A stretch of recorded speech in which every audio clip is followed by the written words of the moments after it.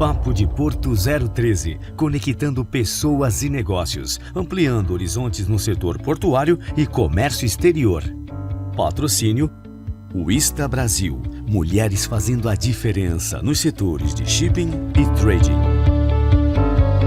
Lavanderia Johnny Washer, conveniência e qualidade perto de você.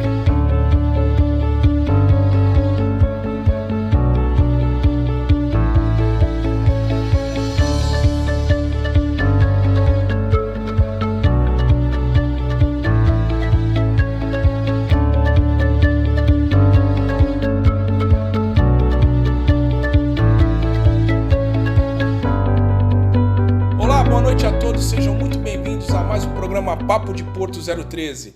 Eu, Luiz Fabiano, serei seu anfitrião nesta próxima hora. Mas não estarei sozinho nesta agradável noite de terça-feira. Estarei com um convidado para lá de especial. Um amigo querido que conquistei na minha vida profissional. E é com grande satisfação que eu divido esta bancada com Fabrício Lopes, que é secretário da Indústria, do Emprego, do Porto e do Empreendedorismo de Cubatão. Muito obrigado por estar presente aqui no nosso programa Papo de Porto 013. É uma honra para mim ter o senhor aqui dividindo essa bancada. Não, obrigado, Fabiano. Dispensa o senhor, se não denuncia a idade.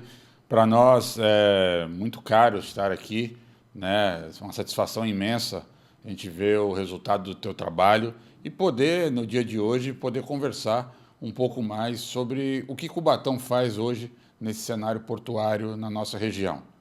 Legal, Fabrício. Quando a gente fala dentro da sua pasta, é uma pasta bem bojuda, né?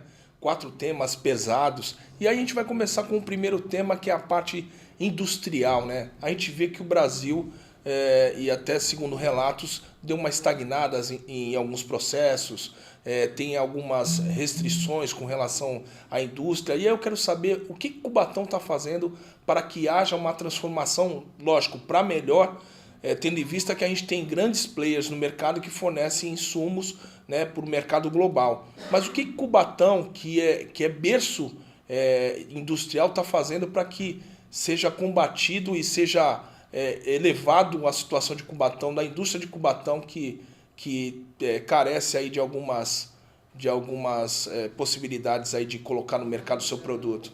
Pois é, a gente tem vivido um tempo diferente, né? Não é de agora, esses sinais o mundo já vem dando nas últimas 2 décadas. O Brasil, acho que se preparou mal para esse momento. E agora o nosso papel é tentar, no menor espaço de tempo, oferecer caminhos e soluções para que o polo industrial de Cubatão volte a ser revigorado.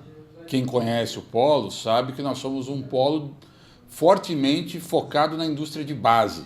Nós não temos produtos que saem diretamente do polo industrial de Cubatão para a mesa do consumidor. Mas eu falo para você hoje, por exemplo, a indústria do aço, que a Usiminas, a antiga Cosipa, né, continua ainda a ser uma potência, porém com a sua produção modificada. Praticamente metade da produção dos automóveis, um exemplo do Brasil, são fabricados com aços laminados na Usiminas. Então, esse consumo nacional dos produtos, não só quando eu falo da indústria de base, entenda que não é só Cubatão, né? Você tem, por exemplo, uma Unipar que hoje todo o saneamento básico no estado de São Paulo, para que a água chegue em condições de qualidade de vida na nossa casa, é tratada com o cloro que sai da Unipar. O agronegócio, a indústria do fertilizante, nós temos diversas químicas e petroquímicas em Cubatão fazendo esse trabalho.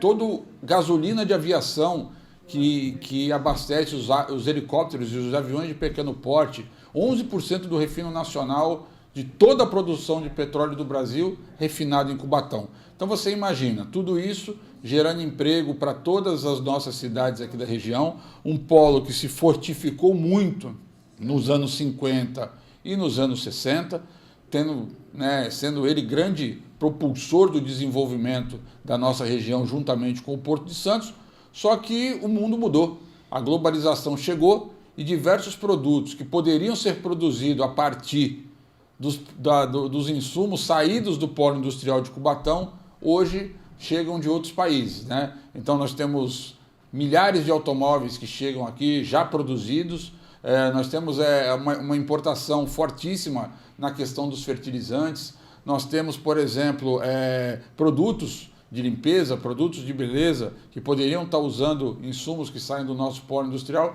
e que já chegam prontos no Brasil. Então, também é um papel importante agora conseguir recuperar essa indústria de base a partir da consolidação de um polo de indústria de manufatura. Agora, isso a cidade de Cubatão sozinha não vai conseguir apresentar, porque esse é um projeto de nação. E, às vezes, o que falta é o Brasil conseguir discutir o Brasil, e não ficar discutindo as amenidades da política coloquial, né, que algum veste azul, outro veste amarelo, outro veste vermelho. E é pensar na vida do cidadão, porque fazendo com que a indústria se fortaleça, a gente consegue fazer a nossa economia se tornar novamente pujante. E esse é o nosso papel. Enquanto agente público, nós temos provocado tanto o governo do estado quanto o governo federal a ter um olhar diferenciado para Cubatão. Então, o prefeito César Nascimento, quando me deu essa tarefa, ele pediu que a gente ressignificasse esse papel, de não ser apenas aquele que espera a coisa acontecer, trabalhar apenas no papel reativo, mas sim no papel proativo. E que antes que as nossas indústrias venham a sucumbir, que nós possamos ser uma voz de acolhimento e de respaldo para mostrar para o Brasil e para o mundo que Cubatão ainda tem um potencial produtivo muito grande e nós queremos utilizar ele. Dentro desse potencial produtivo, secretário, a gente poderia, você tocou numa coisa muito importante de Cubatão, que são as indústrias de base. Mas a gente poderia enriquecer com as indústrias de base uma cadeia global de valor dentro da região metropolitana da Baixada Santista? Por que eu digo isso? Porque a gente teve um projeto hidroviário de ZAUs, né, de zonas de apoio logístico, onde tinha a questão de construção e de construção de produtos, né, bens duráveis, e construindo uma cadeia global de valor, utilizando, lógico, a indústria de base de Cubatão. O senhor vê ainda a possibilidade disso acontecer, mesmo que assim, num pequeno ato da cidade de Cubatão, para que possa transformar, para que possa agregar ainda mais aqui na região metropolitana da Baixada Santista? Vejo e vejo com bons olhos. Por quê? Porque essa integração porto-indústria ela é mais do que necessária. Se eu consigo fazer com que a cadeia de suprimentos, né, ela tenha uma circulação menor, né, eu consigo equalizar valor. Então eu consigo produzir mais, gastando menos, empregando mais pessoas e distribuindo melhor esse produto. Nós temos potencial para isso. Nós temos provocado, né, que os empresários da nossa região, sobretudo do polo industrial, temos tido reuniões constantes com o CID, com o CIESP, aproveitar aqui para mandar um abraço para o Ricardo Salgado e para o Omar e para o Américo, que são as três figuras com quem nós mais conversamos no nosso polo industrial, representando o CID, que é o Centro de Integração e de Desenvolvimento, e o CIESP Cubatão, que é o nosso outro braço, para entender essas dores da indústria e poder, a partir dali também, experimentar, né, caminhos e alternativas que fortaleçam esse mercado. Porque no momento em que nós sonhamos, né, porque aí parte um pouco do nosso sonho, olha, eu sonho em trazer uma fábrica de manufatura de ar-condicionado, de geladeira, uma indústria automotiva, né? Nós precisamos entender, em primeiro lugar, se a cadeia de suprimentos está adequada para essa região, se nós conseguimos receber esse insumo e se nós conseguimos distribuir esse produto. Isso é de extrema importância. A segunda questão, que também a gente não pode desmerecer, hoje existe uma cobrança muito grande pela sustentabilidade dos processos. E nós temos ainda um problema muito grave no Brasil, que é o custo de produção. Vou te dar um exemplo de um item, só um item, né, para quem está nos acompanhando em casa, entender a dor que sofre também o outro lado. O gás natural hoje, no Brasil, ele tem um valor praticamente 3 vezes maior do que o gás natural no restante do mundo. Quem é que domina a cadeia do gás natural do Brasil? Quase que 100% é a própria Petrobras. Então, assim, se o governo brasileiro não entender que essa estatal precisa, de alguma maneira, achar uma maneira de baratear o gás natural na ponta, nós estamos fazendo cobranças do ponto de vista ambiental de um lado e não estamos dando condição de outro para que essa empresa possa mudar o seu processo produtivo. Então fica um processo produtivo muito caro, chega num determinado momento que ele passa a ser inviável, o negócio passa a não ser atrativo, os investidores, por sua vez, ninguém vai manter sua padaria aberta sendo que a padaria não está dando resultado para o proprietário. Então a gente tem que ter isso com muita clareza. Tem que ser um jogo de ganha-ganha. Eu sei que durante muito tempo houve uma demonização do mercado, né? Mas se o poder público também não vai fazer a produção do aço, ele tem que abrir para quem faz. Se ele não vai fazer a produção do fertilizante, ele tem que abrir para quem faz. Se ele não vai fazer a produção do combustível, ele tem que abrir para quem faz. Porque senão nós vamos ficar com a sociedade brasileira sempre na expectativa de que amanhã o Brasil vai ser um país melhor, de que amanhã nós vamos conseguir ter mais condição e qualidade de vida. E nós estamos perdendo tempo, porque o mundo continua progredindo e o Brasil continua estagnado. Então, qual o nosso papel nisso? Nós somos uma gota nesse oceano, né? Mas uma gota capaz, às vezes, de provocar uma determinada situação. É ser o provocador desse novo momento. Pela importância histórica que Cubatão tem, pela o que nós já sofremos na pele e por provar que os processos produtivos eles podem ser processos alinhados com a questão da sustentabilidade. Todo mundo gosta de lembrar Cubatão pelos anos 70 e pelos anos 80, de citar Cubatão como Vale da Morte. Mas tem que olhar que nesses últimos 40 anos, nós somos a cidade que mostrou ao mundo a sinergia entre o setor público, setor privado, sociedade civil e natureza, que nós conseguimos alinhar todas essas questões. Então, ao invés das pessoas que continuam fazendo vídeo para a internet, das pessoas que ficam dando depoimento falando mal da cidade, venham conhecer Cubatão e aproveita para ajudar, porque quando ajuda Cubatão, ajuda a região metropolitana da Baixada Santista.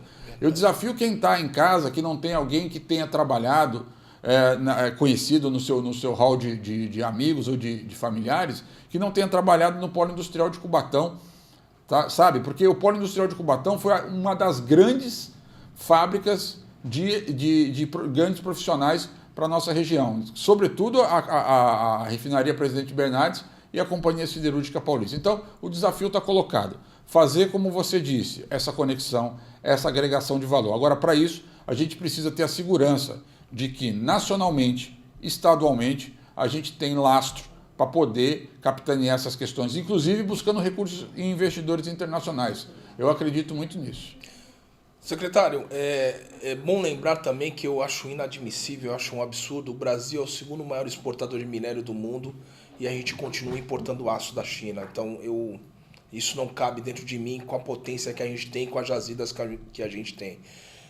Quando você falou de Cubatão dos anos 70, 80, né, e para quem nos acompanha aí, vale lembrar que Cubatão vai ser lembrado na COP30. Eu ia tocar nesse assunto ao final, mas já que o senhor me levantou essa bola, eu queria explorar essa questão de sustentabilidade de Cubatão, que é muito importante. Salvo engano, tiveram alguns asiáticos aqui para saber como que foi feito a questão da poluição, essa redução drástica da poluição em Cubatão, e eu queria que o senhor também retratasse aí com relação ao lembrete da cidade de Cubatão com relação à COP30, que é muito importante para nós, que vai acontecer no Belém do Pará. Exato, por isso que a gente insiste nessa questão, porque ainda há uma visão cristalizada que o desenvolvimento econômico ele vem para destruir os lugares, né? Desde que feito dentro de um regramento, né, ele é o que vai salvar esse lugar, né? Então ele tem a capacidade de movimentar a economia daquele local, porque veja você, Cubatão agora, neste momento, tá? Depois de 40 anos, está conseguindo sanar 2 feridas sociais provocadas por aquele processo antigo de industrialização, que são as palafitas. É indigno uma pessoa ter que sair de casa com um tênis na mão e um chinelinho na outra para não chegar no trabalho com o pé sujo de barro. É indigno uma criança morar em cima de uma água que ela depois toma banho como se aquilo fosse lazer, onde o esgotamento sanitário está todo caindo ali embaixo do barraco dela. Então, 40 anos depois, né, com muito esforço da Prefeitura de Cubatão, a gente está conseguindo agora fazer a urbanização da Vila Esperança e da Vila dos Pescadores. Por que eu estou citando esse fato? Porque isso foi produto de uma época que a gente não quer ver se repetir. Porque esses 40 anos perdidos dessas pessoas vivendo naquela situação degradante, por outro lado também foram 40 anos de rejeito sendo depositado no nosso estuário. de lixo sendo jogado no nosso manguezal. E isso teve um impacto ambiental. Então, se a gente consegue utilizar o desenvolvimento econômico para sanar as deficiências e ajudar essas pessoas, a gente teria uma qualidade de vida muito melhor. A gente teria jovens mais motivados, mais empolgados, cumprindo outras funções na sua sociedade. E é a partir disso que nós vamos à COP30, né? Inclusive Cubatão, uma notícia muito bacana, Cubatão foi aprovada e estará no que nós chamamos da Blue Zone. É a principal zona da COP30, é onde estão os chefes de estados, inclusive participando de mesa com direito à fala da COP30. Então, isso não é um orgulho para Cubatão, isso é um orgulho para o estado de São Paulo e um orgulho para o Brasil. Nós estamos falando de um evento mundial, porque Cubatão é um case mundial. Então nós, enquanto brasileiros, precisamos ter orgulho da cidade de Cubatão e do que ela representa hoje para a sustentabilidade mundial. E essa participação nossa, ela vem num ciclo super positivo, que começa em 1992, quando a cidade foi reconhecida como exemplo mundial de recuperação ambiental na Eco 92, na Rio 2012, que a gente conhece como Rio +20, Cubatão também foi protagonista desse processo, e agora nós teremos uma delegação que vai a Belém, coordenada pelo prefeito César Nascimento, pela nossa vice-prefeita Andréa Castro e pelo nosso secretário de Meio Ambiente, Cleiton Jordão. Inclusive, a doutora Andréa Castro, além de vice-prefeita, é a secretária de Habitação que coordena esse projeto, que é um dos principais aí, né, nessa nossa evolução, e coordena também as nossas ODSs do município de Cubatão. Todo o nosso planejamento plurianual, todo o nosso orçamento de Cubatão, ele é formatado em cima de atender as metas dos 17. Cubatão, inclusive, já aderiu ao ODS 18 e está em fase de adesão ao ODS 19. Então, nós vamos para a COP30 representar não só apenas a nossa população de Cubatão, a questão ambiental, essa superação, né, mas para representar o Brasil, para mostrar que o Brasil, ainda sendo uma nação jovem, diante das demais nações, tão criticada agora duramente por essa questão de receber a COP30 num local como Belém, mas que nós vamos mostrar que as comunidades, sendo resilientes, elas podem se adaptar e melhorar a sua situação. Verdade, eu concordo com o senhor, porque você trabalhar com a indústria e ter uma revitalização de Mata Atlântica, de manguezal, uma recuperação de canal de estuário, não é da noite para o dia. Foi feito um investimento aí, salvo engano, eu tive dando uma lida, eu acho que foram gastos cerca de 3 bilhões, é isso, para a recuperação. Em quanto tempo se deu essa recuperação? A recuperação, total de anos, assim. Ela começa com muita força. No momento que a recuperação ela já vinha, esse processo, essa pressão, inclusive internacional, já vinha acontecendo. Mas a madrugada de 24, 25 de fevereiro de 1984, ao meu ver, é o ponto de que acende um alerta para o mundo, né? Que foi o incêndio de Vila Socorro, né? Aqueles mais de 90 vítimas daquele processo, que na minha visão, são heróis, porque entregaram as suas vidas para o mundo ver o que passava em Cubatão. E ali a gente começa realmente um processo mais firme, né? Então, ainda que o governo fosse um governo ditatorial, que tentou diversas vezes esconder informações, né? Mas ao longo do tempo também a sociedade ela foi resiliente, né? Nós tínhamos à época um governador do estado muito comprometido, que era o Franco Montoro. Então, isso foi juntando as peças. Então, muita gente comprometida, uma sociedade civil muito engajada, várias associações que defendiam os interesses das vítimas da poluição. Então, o clamor popular também ali, a imprensa ajudou muito nesse sentido, e isso ajudou com os olhos do mundo olhando aquela situação, não tinha outro caminho. Mas tem um outro lado muito, muito significativo. As próprias empresas, né, elas enxergavam também, porque o modo de produção que a gente vivia até os anos 60 é um modo que vinha lá da Revolução Industrial. Então, a preocupação era a preocupação com o produzir e não com o entorno. E ali também, quando a gente sai dos anos 70 para os anos 80, e eu acredito que a Estocolmo 72, que é a primeira conferência mundial do meio ambiente, foi um ponto para começar essa virada de chave, porque a forma como nós enxergávamos o meio ambiente até os anos 70 era né? A forma como nós começamos a enxergar depois daquilo foi outra. E aí também as empresas começaram a enxergar que tratar as questões ambientais de uma forma diferenciada era importante para a sustentabilidade não só ambiental, mas para a existência do próprio negócio. Não existiria negócio se nós continuássemos naquela toada.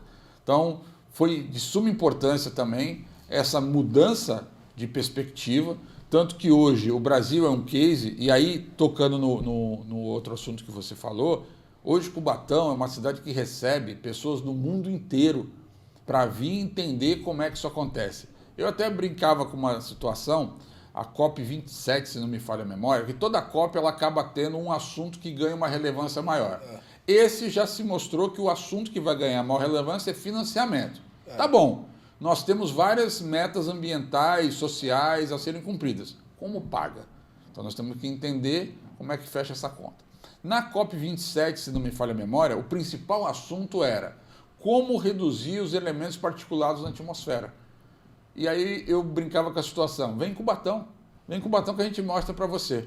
A gente tem, obviamente, países como Índia, né, que hoje isso é um problema gravíssimo. O norte da África como um todo, o problema de elementos particulados na atmosfera vão desencadear problemas respiratórios que talvez a gente não consiga reparar no curto e médio espaço de tempo. Então, a China também teve esse problema também, né? Muito problema. E na China também a gente tem a dificuldade de conseguir mensurar esses dados pela forma como que eles são apresentados. Então, assim, nós temos aí uma participação na COP30, que vai ser a gente tem uma expectativa muito boa, e no pós-COP30, porque a gente não quer que fique, né, somente lá, olha, participamos da COP30. Não, é geração de resultados, é fazer com que a gente consiga falar de transição energética, é falar sobre hidrogênio verde, é falar sobre fonte alternativa de energia, é como que as empresas do nosso polo e do nosso porto podem modificar e modernizar suas plantas para ter uma maior eficiência energética, né? Poupando assim os recursos naturais, para você ter ideia, né? Me estendendo um pouco mais. Mas veja, nós estamos em vias de ter uma nova crise hídrica. Então, assim, ou nós geramos energia ou nós tomamos banho. Então, ou navegamos, né? Ou navegamos. A gente teve em 2014 a questão do Tietê, né? Exatamente. Que teve que parar o tráfego de embarcações justamente para poder gerar energia. Isso só mostra a importância de olhar o Brasil como um todo, né? Eu faço a indústria crescer de um lado, esgoto as fontes de energia, a nossa fonte majoritariamente é hidrelétrica, e eu fico sem água para beber e tomar banho e para produzir do outro lado. Então, se nós não pensarmos o Brasil do ponto de vista de nação, pensar em plano de futuro, nós vamos continuar na pauta reativa, todo dia tapando um pequeno buraco, né? Então a gente espera que a COP30 seja também esse espaço de discutir que se nós não fizermos a lição de casa e ajudarmos quem neste momento tem condição de produzir, né, nós podemos estar dando um grande tiro no pé. E aí quem sofre com isso é a população. Nós estamos num país que tem 16 milhões de pessoas abaixo do nível da pobreza, que poderiam estar trabalhando na indústria, trabalhando no porto, trabalhando no turismo, trabalhando na logística, no comércio, mas para isso nós precisamos de fazer a nossa economia reaquecer e circular um pouco mais. E aí, a gente falou de sustentabilidade a gente lembra de que gera emprego também. Você falou de selos de Estocolmo de 72, falamos desde 72, a questão da reciclagem foi muito importante para o mundo, né? Mas aí vamos falar de empregabilidade em Cubatão. Quando a gente fala de sustentabilidade, Cubatão está na vanguarda aí quando se trata da indústria de profissionais. Mas a gente está vendo, como a gente iniciou o nosso bate-papo, com a relação à estagnação da indústria. Quais são as outras fontes de emprego que Cubatão tem, além da indústria e também, já que o senhor teve na pasta do turismo, falar do turismo também. Vou aproveitar, o senhor está em outra pasta, mas eu vou aproveitar a pasta do turismo também. Mas o turismo passa por nós, né? Porque não existe atividade turística sem o setor privado. Então, o setor privado, nesse caso, são os empreendedores, né? Hoje, além da indústria, o nosso maior hub de serviço é o comércio da cidade, né? O comércio da cidade ele cresceu e evoluiu muito ao longo desses anos. Para você ter ideia, e também o setor de serviços, né? Que ele está muito vinculado também à questão da indústria. Nós temos hoje mais de 500 CNPJs abertos na cidade de transportadoras. Tanto as transportadoras, que são transportadoras turísticas, de van, ônibus, né? Quanto as outras transportadoras de carga, né? Inclusive, só de produtos perigosos, nós temos CNPJs abertos na cidade de mais de 80 CNPJs de transportadoras de produtos perigosos. Então, nós temos por isso que eu falo que o tripé da nossa região, ele é indústria, porto e logística. Se um desses três vir a ruir, os outros dois vão cair. Então não adianta o porto estar bem, a indústria está bem e a logística está mal. Ou a indústria está mal, a logística e o porto está bem. Um vai ruir. Então esse tripé ele tem que estar sempre de pé. E um tripé que ronda o entorno desses três é o turismo. Nossa região já tem uma circulação turística alta, né? Cubatão, nós conseguimos ampliar bastante as atividades turísticas do município e os empreendimentos turísticos no município. Para você ter ideia, só o Parque Caminhos do Mar, que é uma concessão da Estrada Velha do Caminho do Mar, mais a Calçada do Lorena e os monumentos da Serra, no ano passado, o Parque Caminhos do Mar recebeu mais de 300 mil visitantes. Para você receber mais de 300 mil visitantes, eles têm praticamente 80 pessoas contratadas no parque. Então, é o serviço do cafezinho, é o serviço do monitor, é o serviço de limpeza do parque, é o bilheteiro, é o jardineiro que toma conta, é o vigilante. E de onde são essas pessoas? Essas pessoas são da nossa região. Então, são 80, 100 vagas de trabalho, mais as atividades daqueles que constroem os seus guiamentos, tendo o parque como uma das pernas, né? Um dos locais de visitação. Então eu tenho aí o turismo de educacional, né? Que é o de turismo de estudo e intercâmbio, além de o próprio porto e a indústria gerar um turismo de negócios muito forte. Então eu tenho muita gente da área técnica que vem passar períodos aqui para trabalhar e muita gente que é da área técnica que vem para fazer intercâmbio. Então ele vem para cá, faz intercâmbio, ocupa a nossa rede hoteleira, consome na nossa rede gastronômica, usa nosso sistema de transporte. Então isso também faz gerar uma economia potente na cidade. Então, na perspectiva do turismo em Cubatão, nós conseguimos também ganhar alguns novos empreendimentos e gerar alguns novos postos de trabalho. Ainda que muitos sejam como forma de complementação de renda, né? O turismo de pesca, por exemplo, é um desses, onde nós temos muitas pessoas que trabalham na indústria náutica, como guardaria, mecânica, quem vai lá aguar o motor do barco, guia de pesca. Então, é um mercado que está em expansão, que nós acreditamos que também precisa melhorar o ticket médio da região. Então, isso é um assunto que vai longe. Mas, assim, a gente tem buscado, para além da indústria, que é ainda onde nós conseguimos ter os melhores salários, que é onde nós conseguimos ter nossa maior movimentação. Nós temos trabalhado também essa porta do comércio, dos serviços, como possibilidade de entrada ou reinserção no mercado de trabalho. Hoje o PAT de vocês, ele tem algum programa que faz essa interface entre quem está buscando emprego com quem está dando a oportunidade, no caso das empresas? Qual é o programa que Cubatão tem com relação à empregabilidade nesse sentido? Ótima pergunta. Esse ano foi um ano de estruturação, né? Inclusive eu tenho reunião marcada. Hoje eu já tive uma reunião promovida pelo CID. Nós estamos falando hoje aqui na semana do dia 21, né? Tá. Não sei quem está nos ouvindo em casa, que dia vai estar assistindo essa entrevista. Mas nessa semana eu já tive uma reunião promovida pelo CID e pelo CIESP, com as prestadoras de serviços das grandes indústrias, né? Porque efetivamente são eles que contratam, né? A Petrobras, você vai trabalhar na Petrobras se você passar no concurso, né? Mas as prestadoras de serviços da Petrobras estão aí contratando e demitindo o tempo inteiro, por conta das paradas, das manutenções permanentes, né? E dos serviços de facilities e tudo mais. Então, e nós temos as outras indústrias também ali do nosso ecossistema industrial. E nós tivemos hoje uma reunião para falar de uma coisa que é preocupante, que é a qualificação.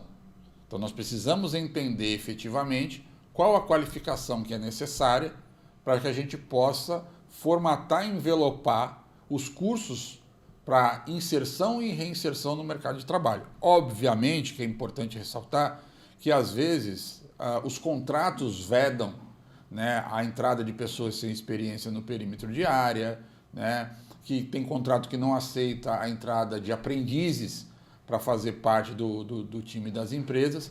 E como é que nós estamos fazendo agora? Ouvindo essas dores dessas empresas e também procurando as que nós chamamos de empresas-mãe, para dizer para as empresas-mães que elas precisam, nos contratos dela, abrir esse precedente, né? Não envelopamos isso ainda no nome, nenhum programinha bonito, nem nada disso.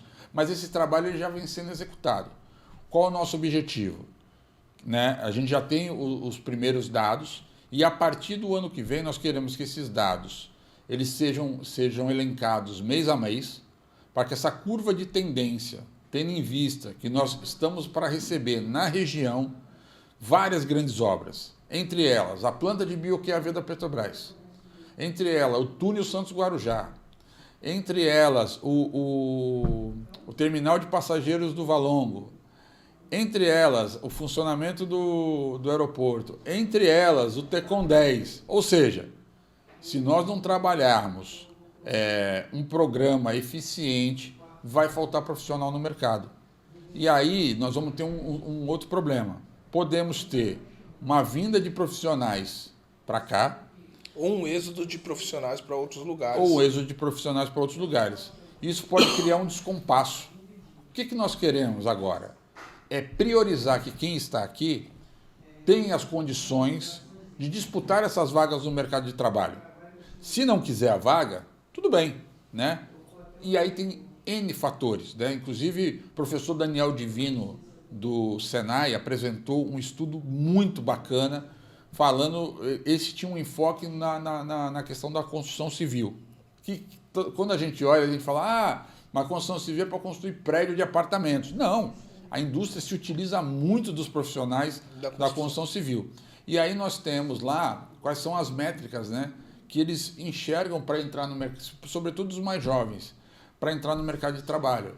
É a questão do ambiente, é a questão das condições de trabalho, é a questão do salário e como é que nós estamos lidando com esses assuntos. Qual é o nosso papel ali enquanto poder público? É sentar à mesa, é fazer esse papel de articulação, juntar essas partes e tentar dirimir. Como eu disse em certo momento aqui, tudo precisa ser um jogo de ganha-ganha. Tem que ser bom para o empresário, tem que ser bom para o trabalhador, tem que ser bom para o Brasil. Então, nesse momento, nós estamos envelopando. Eu não consegui esse ano, era um compromisso meu desse ano, mas vai ficar para o início do ano que vem, mas já está pronto. Nós vamos lançar 3 pesquisas, né, para definir o perfil do trabalhador cubatense, querendo no futuro ampliar isso para o perfil do trabalhador regional, para entender também as dores e deficiências que esse mercado tem enfrentado e que a gente consiga desmistificar também essa imagem, né, que as pessoas têm do porto, da logística e da indústria, que são trabalhos ruins, que são trabalhos que pagam mal, que são trabalhos sujos, né? Eu falo porque tem soldador que hoje ganha muito melhor do que eu, que sou secretário, né? É, porque você tem a escassez, né? E também. A gente está sofrendo quando a gente fala do soldador, quando a gente fala de algumas profissões, o soldador ele sempre foi um homem muito disputado, porque eu não sei se eu comentei com o senhor, mas eu trabalhei na Carbocloro, em Cubatão, e a gente ia buscar esse soldador na Avenida 9 de Abril, né, ali em frente à igreja. Então é muito importante ressaltar que desde quando eu trabalhei, isso há 30 anos atrás, o soldador sempre foi uma profissão muito bem reconhecida, principalmente até na área naval, inclusive, e também falando de secretário, falando das questões de empregabilidade, vale ressaltar que o observatório da CNI, da Confederação Nacional das Indústrias, ele tem isso muito bem mapeado, quando fala das questões de empregabilidade, principalmente com relação à primeira formação e ao treinamento e desenvolvimento das pessoas que já estão no mercado, porém ou não tiveram uma oportunidade ou estão dentro das empresas e precisam renovar e se recapacitar. Sim, e olha que interessante, né? Nós temos ali o desafio, né? Por quê? Primeiro, trazer todos à mesa. Porque durante muito tempo enxergam-se como inimigos. ao invés de se enxergar como complementares, né? E quando eu falo dessa questão salarial, por exemplo, um soldador, se ele for MIG ou TIG, o patamar é diferente, né? Então, uma função que, por exemplo, a gente tem que estar muito alerta. Falo isso como profissional, né? Para quem não sabe, eu estou aqui hoje, secretário e tudo mais, mas a minha iniciação profissional, eu comecei como eletricista. Fui no Senai, fazer curso de eletricista, já trabalhava fazendo manutenção com meu pai, né? Ainda muito jovem, e comecei a seguir carreira nesse ramo de ser eletricista. E aí era eletricista residencial, era trocar uma lâmpada, era colocar uma tomada, só que aí você tem que aprender técnicas de pedreiro, técnica de pintura. Acabei me tornando praticamente um profissional da manutenção, né? E a partir dali também, né, talvez eu devesse ter seguido carreira lá, né? Mas assim, talvez eu tivesse tido mais sucesso, né? Brincando aqui. Mas veja você, ali foi uma maneira que eu encontrei de começar a compensar, né, e colaborar com as perspectivas que eu tinha de vida. O mundo foi me trazendo para esse universo da política pública, eu fui conhecendo os outros universos, tudo bem, segui. Se eu tivesse que voltar ao mercado hoje, eu posso botar o diploma do Senai lá? Não, eu tenho que me requalificar, né? Eu fui fazer recentemente um trabalho na minha casa e eu fiquei impressionado com várias tecnologias novas que nós temos, desde o interruptor, né? Eu tinha que parafusar o interruptor, hoje ele tem uma técnica com encaixe que ele sai na sua mão. Então eu já tirei ali eu perdia toda vez o parafuso, já não perde mais, né? Eu tenho já o interruptor, quando você compra ele na loja, ele pode ser tanto colocado na parede quanto no móvel planejado. Ele já vem completamente adaptado. Eu achei isso muito bacana, né? Eu estou há praticamente 20 anos sem exercer a função e você vê como o mercado mudou. Por que eu estou te contando isso? Porque eu tenho funções que hoje nós precisamos dar um passo à frente. Vou te dar um exemplo, a função de inspetor. A função de inspetor, para alguns casos, o cidadão precisava montar um andaime para fazer uma vistoria numa torre. Hoje nós temos locais onde a inspeção é feita por drone. Então esse cidadão ele precisa saber operar um drone, saber operar as ferramentas tecnológicas que estão contidas nesse drone para poder cumprir o papel dele. Então, aquele inspetor do modelo clássico, ele tem as condições hoje de ser reinserido no mercado de trabalho, mas para isso ele tem que estar aberto a novos conhecimentos, que inclusive facilita a atividade dele. Então, um dos cursos que eu pretendo, né, colocar na rua agora entre novembro e janeiro é um curso de operador de drone. Por quê? Porque existe uma demanda no mercado logístico para essa função, como também no industrial. Então a gente tem vários monitoramentos que são feitos com drone, né, certificação, chegada e saída de carga, tem muita coisa. E quem não se adaptar a nenhuma dessas vai ser videomaker, vai filmar festa de casamento. O importante é saber operar o equipamento. Sim, com certeza. Mas eu acho que é um mercado também que está crescendo pra caramba, até para as questões turísticas, de lazer, do próprio lazer, fotográficas, enfim. A indústria do drone ela tem uma vastidão aí de serventia aí para a sociedade. Quando a gente falou de empregabilidade, o senhor falou da questão do drone, falou de outros empregos que estão sendo criados. O Diese não seria uma ferramenta também boa para que a secretaria pudesse se apoiar para poder fazer esse levantamento um pouco mais macro?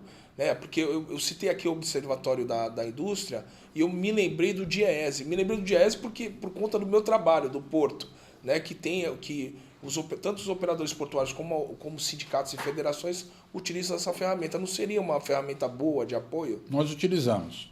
Desde que eu cheguei na secretaria, e aí aqui aproveitar para mandar um abraço especial a toda a minha equipe da Secretaria de Indústria, Porto, Emprego e Empreendedorismo, né?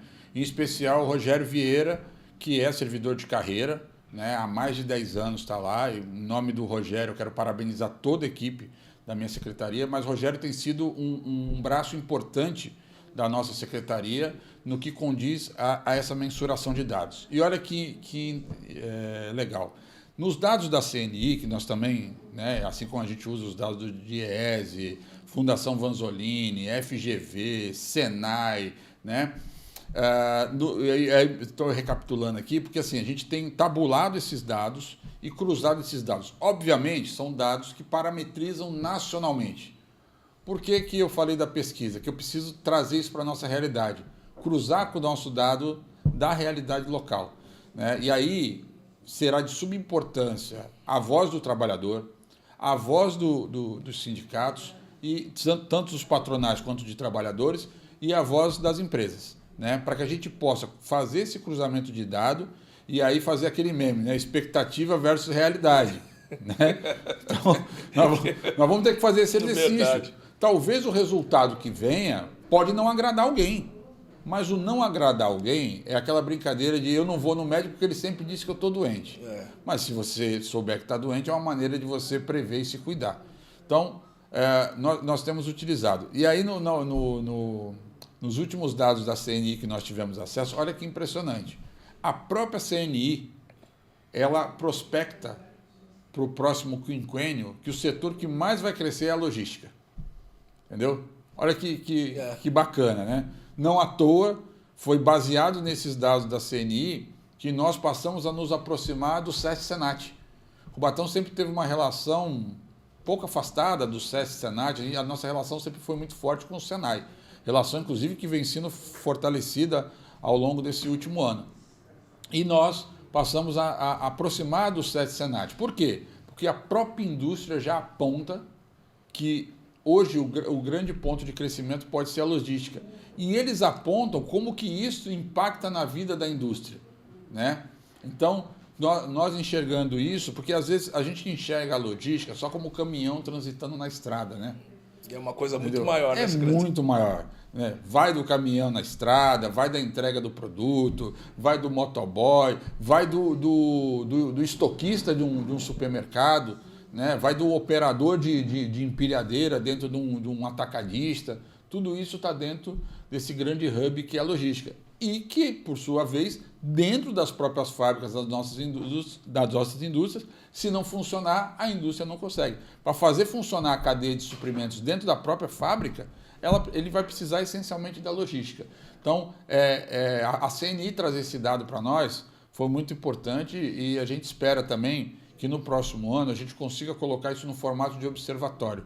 Inclusive, recentemente, eu tenho feito fiz contato com o observatório do IBE, né, para que a gente possa compilar informações do setor logístico e portuário para somar com as informações da indústria, né? A Fiesp e o Ciesp passam a ter uma nova direção a partir de janeiro e a gente quer afinar como se diz no ditado popular, né? Afinar essa viola aí para a gente tocar no mesmo diapasão. Legal. Aí falando desse treinamento, desses cursos, eu sou um cara, antes da gente chegar no Porto, né? Eu sou um cara muito voltado, enveredado para o treinamento. E eu percebo que com essa estagnação da indústria, principalmente da questão do aço, a gente tem um berço de atracação lá em Cubatão. E até uma provocação minha para o senhor com relação, por que não utilizar aquele berço de atracadouro da COSIPA, da Usiminas, né, COSIPA+, para que a gente possa realizar treinamentos até logísticos para fortalecer até a questão do campo da educação, do treinamento logístico para a cidade de Cubatão, né? E aí, trazendo nessa esteira, não é só a cidade de Cubatão, né, por conta do porto, mas trazer outras regiões portuárias para que possam também formar os jovens ali na questão logística na parte da Usiminas. O que o senhor tem em mente ali? Porque tem alguns berços que ficam ociosos ali com a redução da exportação do aço. A gente não poderia trabalhar nesse sentido ali de ter um centro de treinamento ali em Cubatão, não só utilizando o SESC-Senat, que eu conheço também a entidade? Eu sou entusiasta do centro de treinamento. Não sei se na Usiminas, no caso, né? Mas eu sou entusiasta da ideia do centro de treinamento.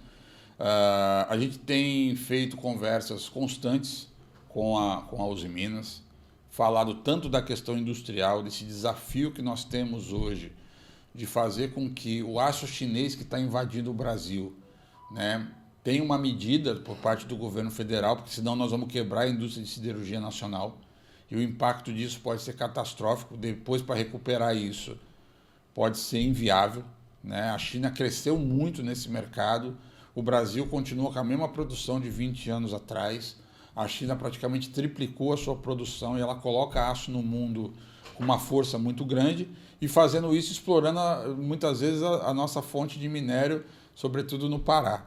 Então, assim, é um desafio. A gente vai ter que chegar num determinado momento e tomar uma decisão. Senão a gente vai sufocar o trabalhador brasileiro que não está de posse dessas informações mais detalhadas, mas que isso impacta na mesa dele. Porque na medida, usando a cadeia do aço, né, como exemplo, na medida que eu não consigo mais produzir o micro-ondas, eu não vou ter um micro-ondas na loja para ser vendido pela vendedora, para ser entregue pelo cara da logística, entendeu? Para ser consertado pelo cara da loja. Então, assim, eu impacto em toda essa cadeia de que um micro-ondas, que uma geladeira, que um automóvel provoca, né? Esse automóvel, ele ou parte dele sendo produzida no Brasil, é o capô que você troca, é uma porta que você troca. Se ele é fabricado com aço nacional, isso tem outro valor, entendeu? Aquele aço está botando dinheiro novamente na nossa economia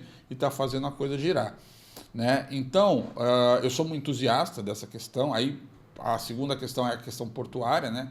Então a gente conversa com os em Minas tanto na questão industrial quanto na questão portuária. O porto está em uso, né? Inclusive tenho feito visitas lá na unidade, fiz visita técnica ao porto, né? A Uzi Minas trabalha muito com essa perspectiva de melhorar o seu porto, mas é importante ressaltar o seguinte: o porto da Uzi Minas ele foi formatado para ser um porto de uma siderúrgica.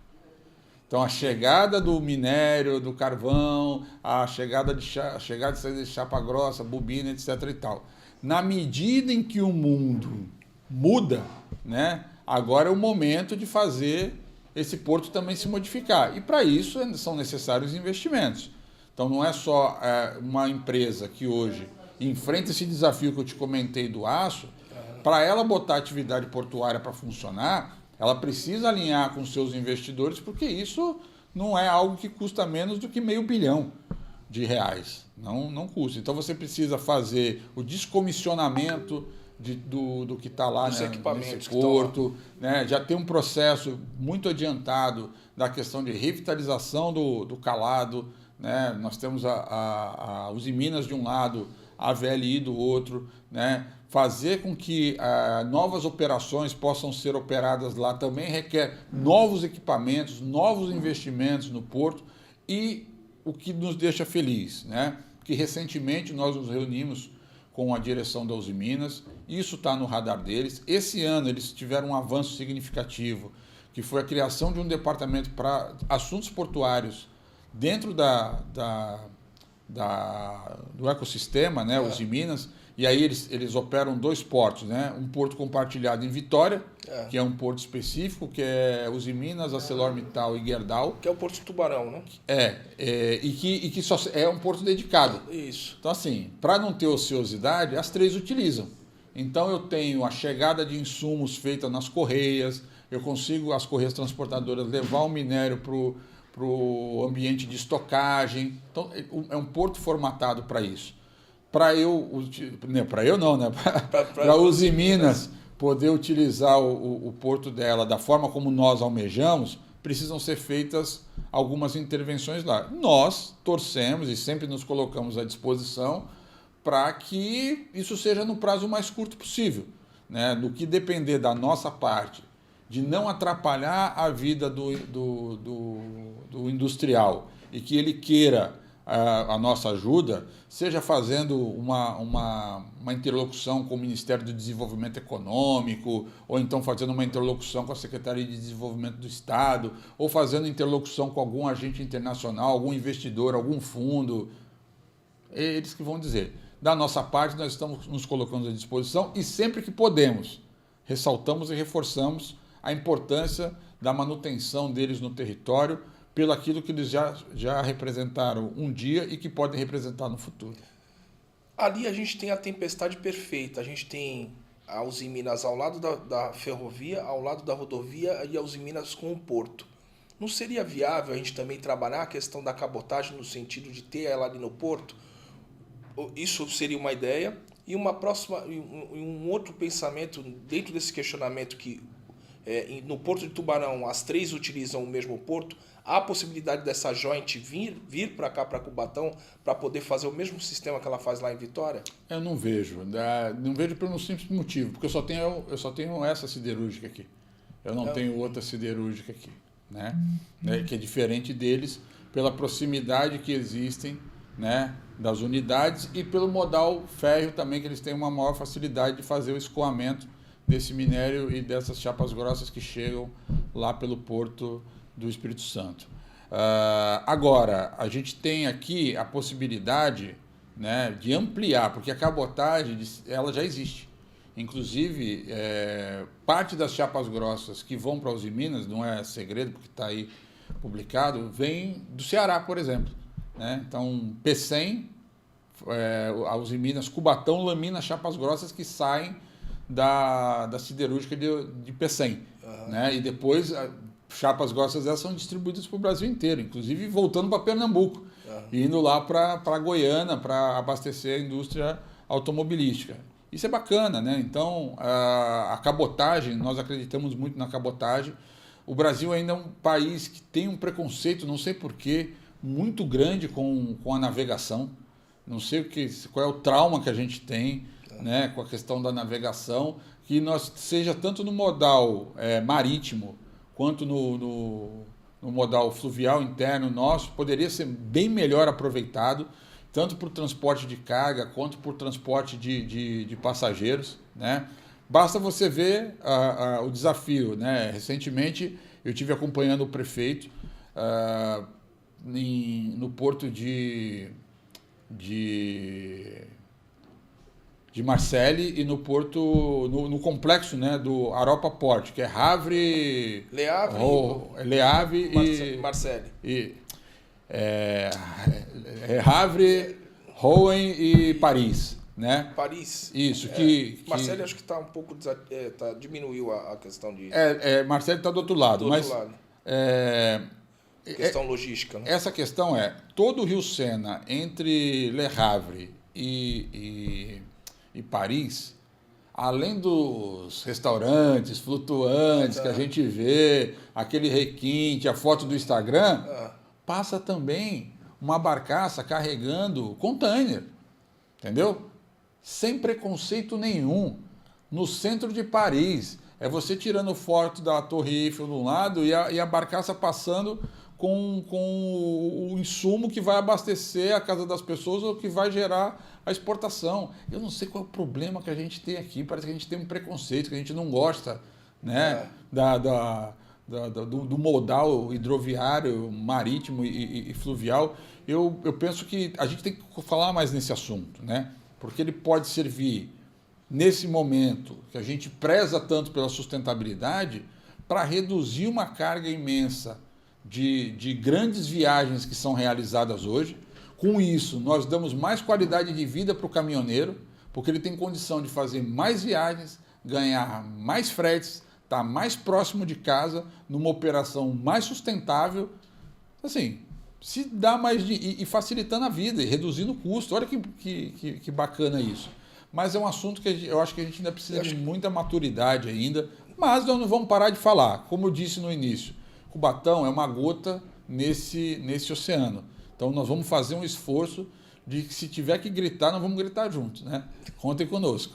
Legal, secretário. A gente chegou aqui ao final do nosso programa. Faltou até assunto, a gente poderia ter falado do bolsão, do ecopátio, do transporte de passageiros, mas a gente vai deixar até para uma próxima oportunidade. Fica aqui estendido o convite para o senhor, né, numa próxima oportunidade, que as portas estão abertas aqui no Papo de Porto 013. É um prazer em tê-lo aqui e deixo o senhor à vontade para o senhor fazer as considerações finais para quem nos acompanha aí no canal do Papo de Porto, para quem o senhor quiser e desejar aí mandar o recado. Fabiano, primeiro te agradecer muito pela essa oportunidade, por esse papo super descontraído, a gente poder falar de um assunto que às vezes é tão doloroso, né? Que afeta, a gente sempre pensa no gargalo logístico, na falta da mão de obra qualificada, mas a gente conseguir também olhar por essa perspectiva de futuro. Porque se a nossa região estiver bem, todo o ecossistema vai funcionar, o setor de serviço, comércio, turismo, tudo isso vai tá bom. E você que está em casa, venha somar com a gente nessa batalha. Temos muitas questões importantes para tratar no próximo período na nossa região. A nossa região está prestes a receber uma carga de mais de 20 bilhões de investimentos. Nós precisamos aproveitar bem essa segunda onda, eu estou chamando ela de segunda grande onda de desenvolvimento da nossa região. Nós precisamos aproveitar bem, para que isso se reflita em qualidade de vida para as nossas pessoas, para que a gente tenha melhores salários, para que as prefeituras possam executar políticas públicas, para que a gente não precise ter mais ninguém morando em habitação em cima de palafita e tantos outros assuntos importantes que somente com desenvolvimento econômico e oportunidade nós vamos conseguir levar para a nossa população. Então, te agradecer muito de coração a toda a equipe que está aqui no back-end aqui, né, trabalhando. Essa é uma casa que eu adoro vir visitar aqui. Parabéns a toda a equipe da Tela VIP. E estamos aí na luta, precisando. E agora me deve uma visita lá para tomar um café na nossa secretaria e conhecer um pouco mais do nosso trabalho. Legal, obrigado, secretário. Aqueles que querem acompanhar o nosso canal aqui no Papo de Porto 013, na nossa página no YouTube é @Papo de Porto 013 e a nossa página no Instagram é @Papo de Porto 013. Desejo a todos uma semana de vitórias, que Deus agracie a vida de todos vocês. O meu muito obrigado, um forte abraço e fiquem com Deus.